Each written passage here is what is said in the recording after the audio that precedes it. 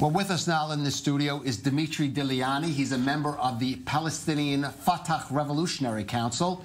And Jeremy Salton. He's the chairman of the Anglo Forum of the Jewish Home Party, which is now the driving force in the Israeli government, pushing for even tougher measures against the Palestinians in the wake of these recent attacks. And, Jeremy, we just heard, for example, about this expulsion bill, internal expulsion bill for the Palestinians, but we've heard criticism even from members of the Israeli government, the Attorney General even questioning if that can pass legal muster. It's sure to be controversial. Why is your party pushing it? I'm not so sure it's so controversial. I mean, this is something that the Prime Minister is backing. He even said, it was leaked from the Likud faction meeting today, that he thinks it'll be very effective.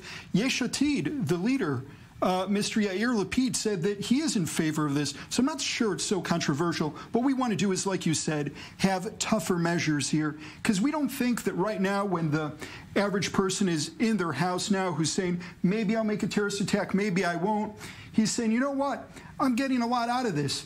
I'm going to get money for my family. There's no real consequence for what it is that I'm going to do.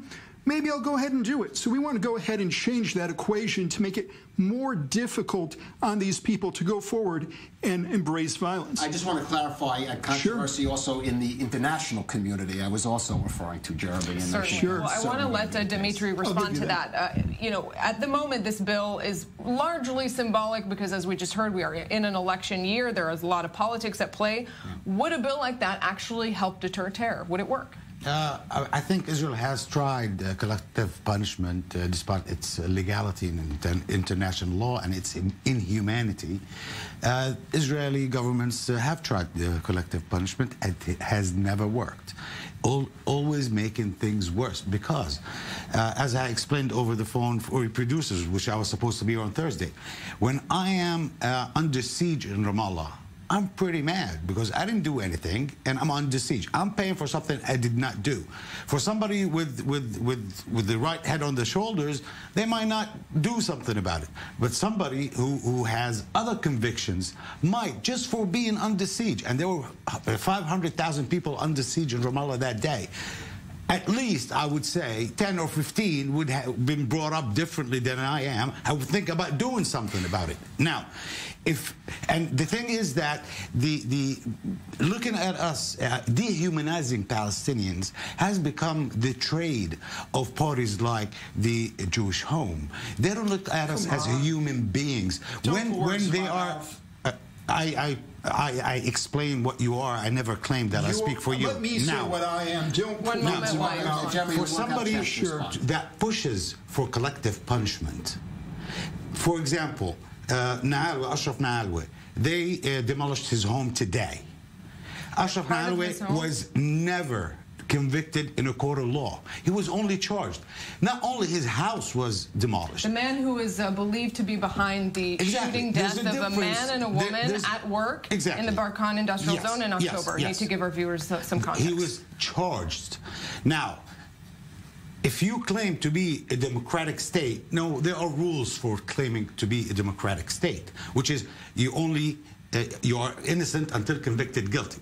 Now, if you want to be a barbaric state, just say it as it is and say whoever we believe does something, we'll make him, his family that has nothing to do with it, his cousins that have shops on the bottom of the building. Well, Israel, important to note again for context that part of the building, only the interior of one area was destroyed, not that entire building. The family actually of the victims are angry about that. You've made a lot of claims. Let's just let Jeremy respond. I think that that's actually what you're illustrating is the entire reason why that's not enough. People are asking, why are you going forward with this bill? That's not enough. To go ahead and break off a room in the middle of a building, okay, that's not something that's going to deter people. We have, why are you under siege? Because there are Israeli bodies dropping. There are dead Israelis. You had the terrible, horrific situation of the 30-week baby that was taken.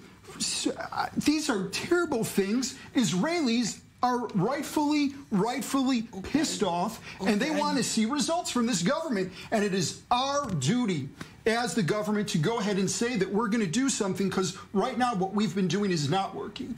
And what we need to do is do tougher measures to stop it. But I just want to point, this is what I mean by saying dehumanizing. He mentioned the Israeli that were killed. He didn't mention that 12 hours before that, there were 3 young innocent Palestinian people not being proved guilty in any kind of court of law were shot dead by a trained army that was given the order to shoot them dead. He didn't even mention them because for him, they are nothing but straight You don't have Israeli soldiers going around shooting people for absolutely no reason. Why do you explain people are getting shot left and right? Gentlemen, I want to bring in something else that we heard that is sort of a key part of this discussion. We heard this from the U.S., from the Trump administration on the day that all of this unfolded on Thursday, the day of an attack in a West Bank settlement. This is U.S. Ambassador to David Friedman. He was weighing in, as he has been repeatedly. He was tweeting that in the past week, Palestinian terrorists have killed or wounded 14 Israelis in multiple attacks. The Palestinian Authority maintains laws that will compensate these terrorists and their families for their heinous acts.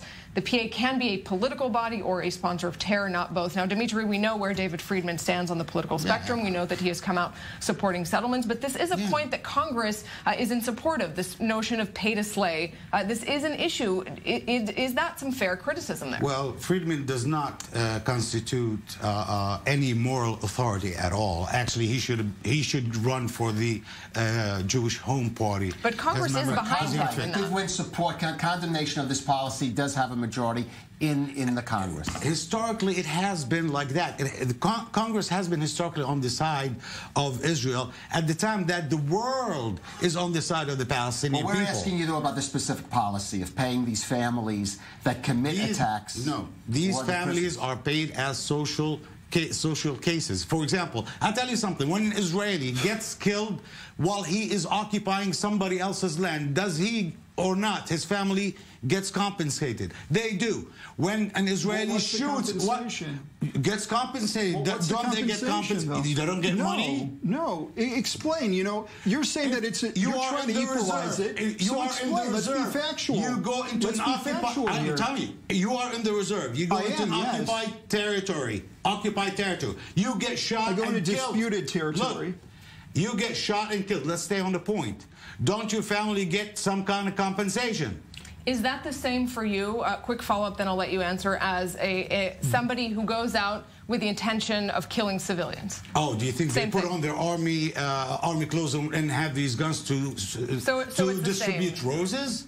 They're going out to kill people. Jeremy? And that's how you explain how hundreds and thousands of Palestinians I think the gentleman sitting to my right has definitely explained what his view is, and his view is violation of international law. You cannot go ahead and target civilians. That is a violation of a countless... That's what you're saying. You're saying it's the same as a military situation. I'm not putting any words into your mouth. That is exactly what you said. You know what, gentlemen? We have very little time left. So, Jeremy, I want to ask you again about these policies, whether it's home demolition or otherwise. You hear again and again, also from Israeli security officials. They say this is not effective. This is hurting Israel's goals. Do you really think that this can achieve your aim? Let's talk about the bill on the table, because I didn't hear anybody today actually refer to the bill. What the bill says is any member of a family who is a first-degree relative who has either decided that what they're going to do is not prevent or encourage the terrorist attack which is carried out by that family member, that's the person that would end up being removed from their house through this bill that we're going forward.